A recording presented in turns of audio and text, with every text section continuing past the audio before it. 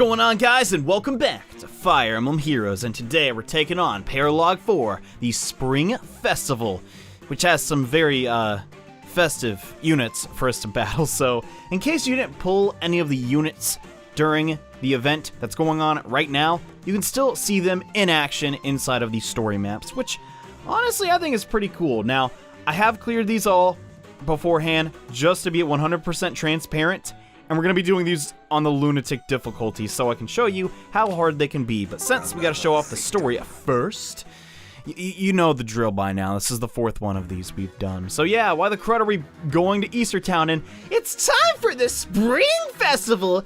Johnny, come on! Please, Sharina, stop being so obnoxious. You have to slow down and explain this all to our friend first, then you can be annoying. Oh, how thoughtless of me. It's a festival held in spring. Okay, we can go now. Thus a Spring Festival. There are a few festivals I adore more. There is the one about Halloween, though. I like that. Let's hurry.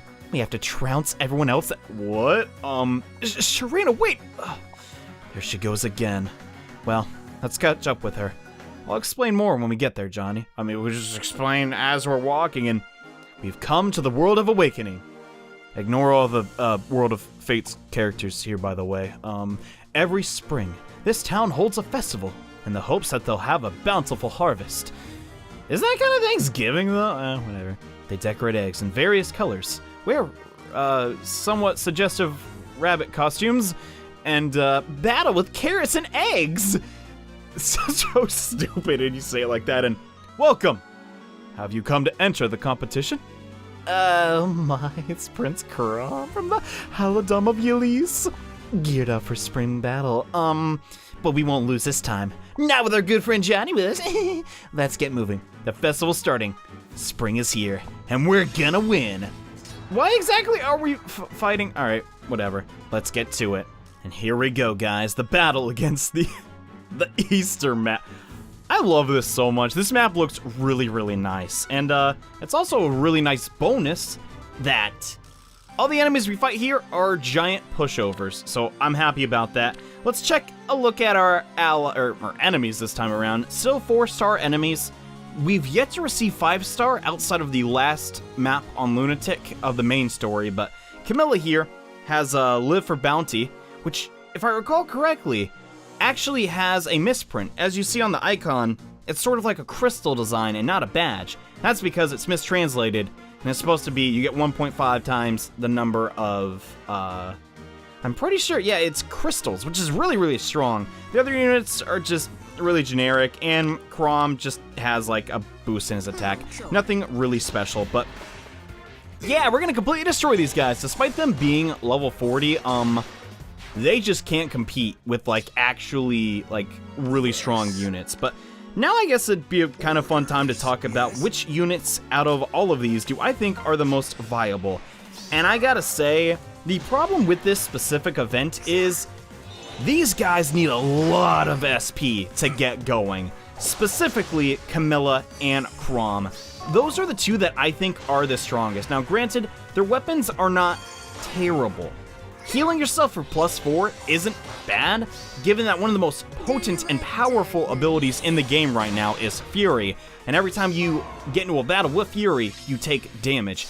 Now, I want to say that, oh wow, we actually can't kill with that. I also want to say that the skill that Jafar has, Life and Death, is also decent, but realistically, the meta in my eyes right now is a lot of, alright, so I'm gonna purposely damage myself to get, like, below half HP, and then proc all my amazing abilities, and then once I do that, it's pretty much just GG. And there's nothing wrong with that meta, but I'm starting to think that now we fully understand that with skill inheritance, basically just putting, either Life and Death or Fury, and then under half HP abilities on your characters, makes them pretty stinking strong against the AI. And yeah, I'm just gonna, speaking of skill inheritance, guys, I gave, Wings of Mercy to my Hector because I had a spare Cain running around. And god dang, is Hector, when he just teleports around like an idiot, really, really strong. But yeah, we'll talk more about the other units in a bit. You're strong competitors, but this is far from over. We'll hop back into battle soon. Perhaps if we eat our carrots, we'll come out on top. See you all later. Okay. Goodbye, Camilla. I actually screwed up and surrendered, even though I had to show that dialogue, which is why I'm missing 4 stamina. God dang it. Instead of 2. Anyways, let's go on to the next challenge, painted eggs. My goodness. Remember when Fire Emblem was a tale of war and all of its horrible No, now we're just fighting with eggs, and what do you think of my egg, Prince Xander? The way it's painted, I think it's cute. Pretty. Maybe even the most stylish egg here.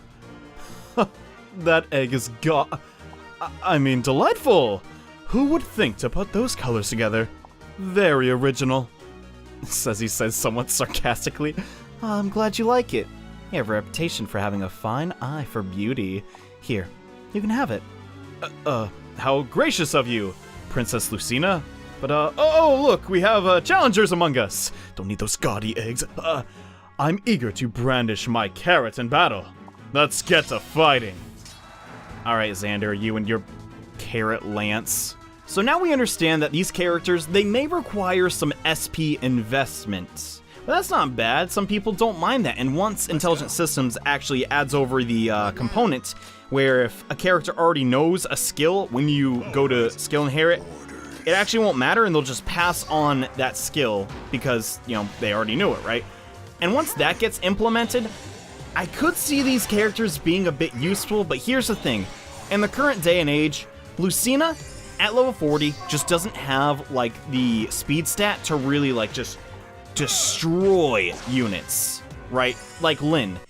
And I'm referring to Lynn with a D, by the way. I know it's kind of sometimes hard for me to really get that out, but you know what I mean. Or maybe you don't. I don't stinking know. We're actually probably going to lose some units here because I'm not really focusing on the map itself because the animations, and the backgrounds are really cute, but you don't really need me to comment on that. So, while SP shortages may not be a huge deal in the patches to come because, well, we're going to get more content added to the game, it's still something to keep in mind. Do I really want to spend all of these resources, possibly all these feathers, on a character that's not going to be the best of the best?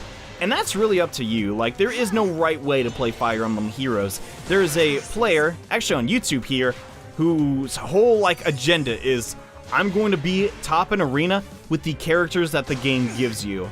Like Anna, Alphonse, Sharina. He uses all of them and places really high. Granted, he did take a lot of resources to get that team up and running, but yeah.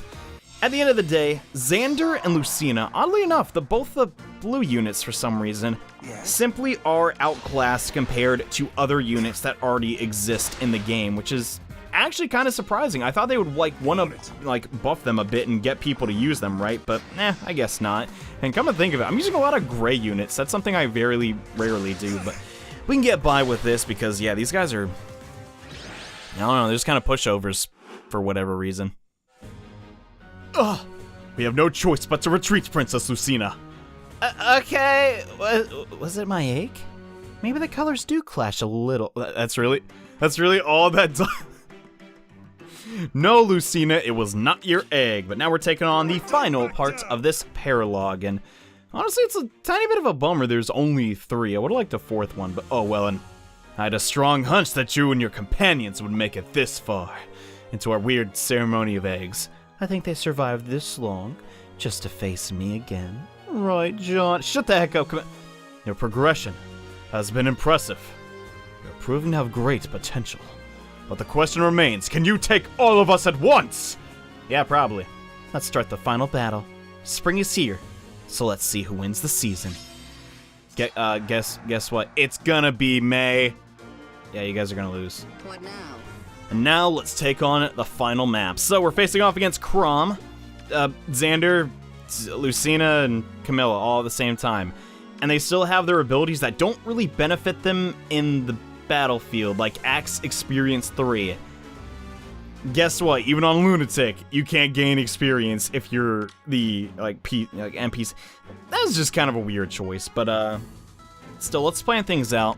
So, in my eyes, Camilla, if you gave her a different weapon, could potentially be pretty strong in the Fire Emblem, like, meta, which is basically you have 4 flyers, all with either Bowbreaker or Iote's Shield to protect them from arrows, and you just use, like, just buffs to, like, flying units.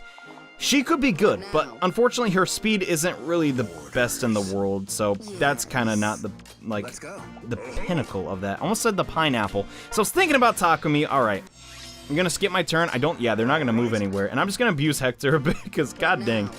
Hector's pretty strong. I don't know if you guys have noticed. We can do decent damage to Chrom, but man, out of all the characters, it's kind of strange that Chrom has the highest speed stat. Currently, I'm thinking of a build for Chrom. Oh gosh, he's dead. Lucina actually killed Takumi. Holy crud. I mean, granted, he is really bad at, like, resistance, right? So that's to be expected, but we'll clean up. We'll try and just, oh crap, she healed. But here's my plan with Chrom. I'm gonna try and make him into, like, an unkillable tank. Maybe. Like, I'm going back and forth on this plan, right? So part of me is like, okay, I should just make him a stronger version of Anna. For those who aren't aware, Anna in Heroes, Axe unit gets Vantage, and I believe her weapon allows her to teleport. So my idea is I'm gonna maybe keep the Carrot Axe on him and just give him Armored Blow. So if he goes against a physical unit, he's always gonna have really high defenses, because as you can see right there, 30 defense. And the only reason his speed is that low is because, well, we lowered his speed, but I don't know. I think it has some promise. It's not gonna win, like, any, like, it's not gonna be meta, sure, because it's just bunny suit Chrom, right? It's not a huge deal. But if my guess is correct, the next arena seasons will want you to use these characters. So I think in some way they could be helpful, but at the moment, Hector's still probably the best axe unit in the game. There's no way of getting around it until, like, I don't know, they make a character that's better than Hector, or Hector just somehow gets completely destroyed in the meta, which I don't think will happen. God dang, all that crap talk I was doing to Lucina, she's kicking my butt now. God. Well, here's the thing. Hector is still #1. I actually have my hair like Hector right now. Anyways, that's the Spring Festival map. I hope you guys liked it. I like talking about the units, because I kind of haven't done a unit review yet. Let me know if you want to see that. And yeah, now to the end of this amazing story. You won! Congratulations.